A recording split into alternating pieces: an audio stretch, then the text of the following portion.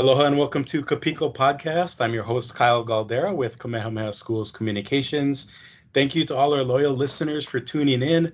And if you happen to be joining the podcast for the first time, we aim to bring you an innovative approach to education, community building, and leadership through a Native Hawaiian lens. And you can catch all the episodes of Piko podcast in the Imua newsroom at ksbe.edu and also through Spotify, iHeartRadio, Stitcher, and Google Podcast platforms. So again, thank you for tuning in. And this will be a fun episode today. I'm very happy to be joined by a good friend and longtime media colleague in Mark Carpenter. He's a 2008 KSK'08 grad who recently returned to Hawaii as an anchor and reporter for Hawaii News Now. So welcome, Mark, to the podcast. Thanks for joining us. Oh, thank you so much for having me. I really appreciate it. Looking forward to it. Yeah, and first of all, welcome home. And with that being said, in these interesting times that we're living in now, how has COVID-19 and the whole coronavirus pandemic affected you and your family as you not only make a living, but also, take care of one another?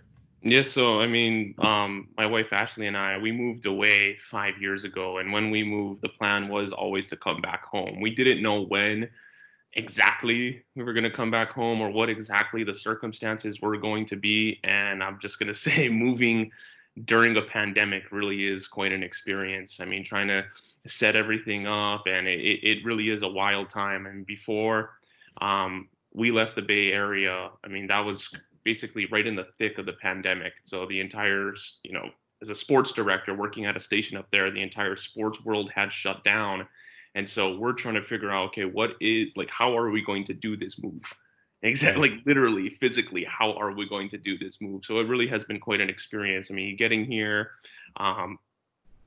serving the quarantine, okay, then you can start to gather everything. But it really is an intriguing time. And we're now getting all set up and, getting moved back home. Awesome. Well, we're glad you're back. And you mentioned your time in the Bay Area being a sports director in a sports town that included, at that time, one of the most popular basketball teams, maybe in the history of the NBA, possibly rivaling the Chicago Bulls and the LA Lakers back in the 80s and 90s. And how did that experience kind of shape you as far as going from Hawaii, where, basically the biggest show in town is UH Sports, to something like that where you're at the top of the sports world?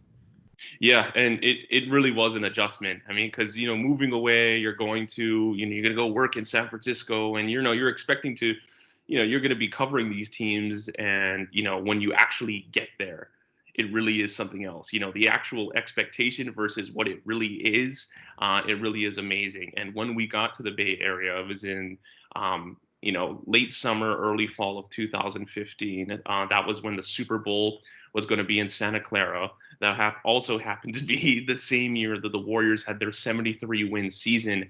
And then after that, 4 straight finals trips. And so it is just going nonstop. And, I was used to a sports calendar where, okay, you'll have football season, then you'll be moving into the spring sports. Things kind of slow down in July and August. But then when you're working up there in the Bay Area, you'd be covering the Warriors season, which is going into June, early July with the celebratory parades. And then you're going right into football and then baseball season. So it really was an adjustment. And, I would say the biggest reward from covering those teams and going through that experience is, just the reps and then the experience that you're able to get from seeing how it's conducted with those types of franchises and working with professional sports leagues, seeing how it is when you're building contacts, when you're networking, and also to getting to the heart of the story. I remember one of the first times I did a live shot covering a Warriors game, I actually had to take a moment to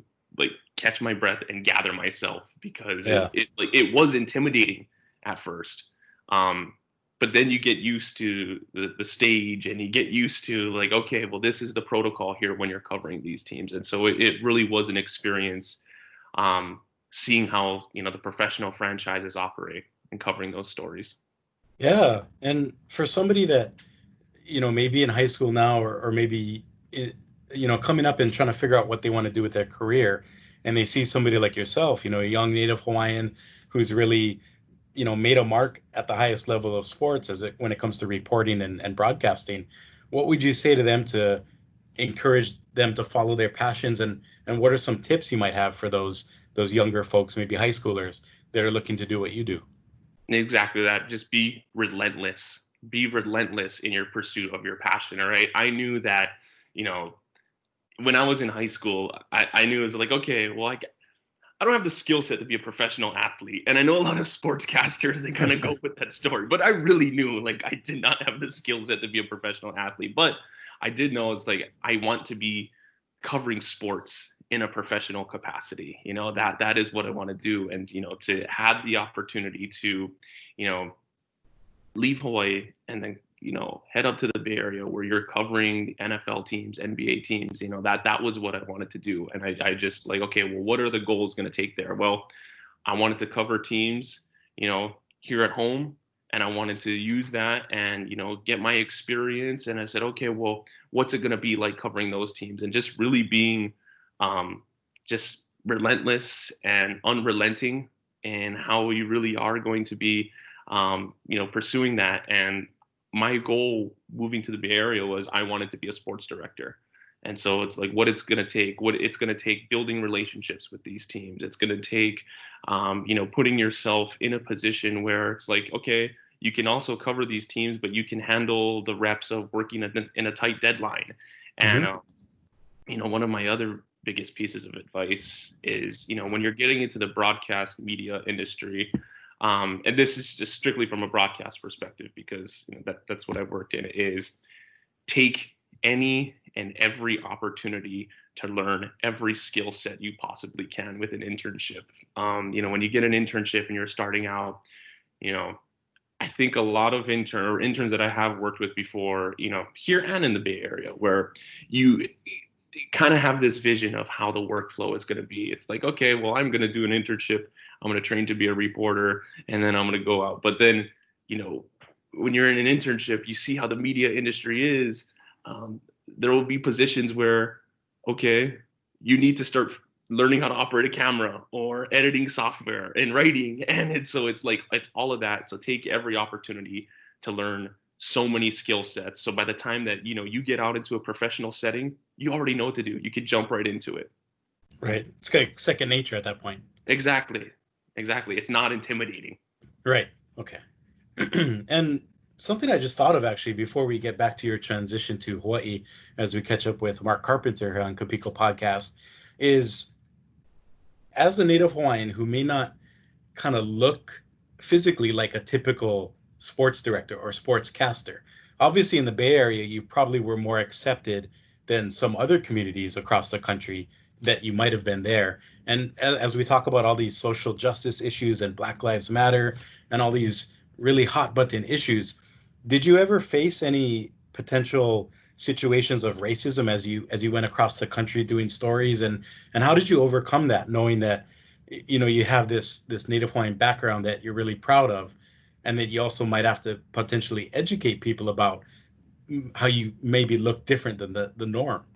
And I will say that, working in the Bay Area, which is one of the most, diverse places that, I personally never encountered Yeah. any racism like that. And,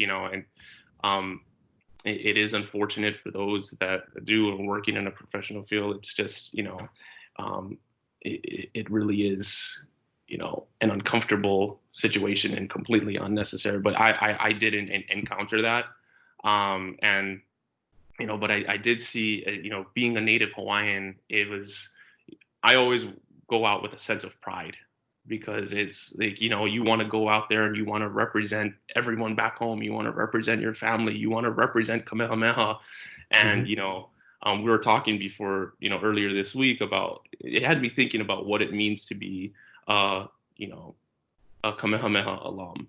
And I see it as whenever you're going out in the community, and I felt this even when I started off in middle school at Kapalama, it was, you're always representing something greater than yourself. And so when you're going out into the community, it's always an opportunity to bring pride to everyone and everyone that you represent. Awesome. That's definitely something that a lot of our alumni take to heart. And as you come back home now with Hawaii News Now, you obviously bring that pride and dedication to what you're doing as an anchor and reporter.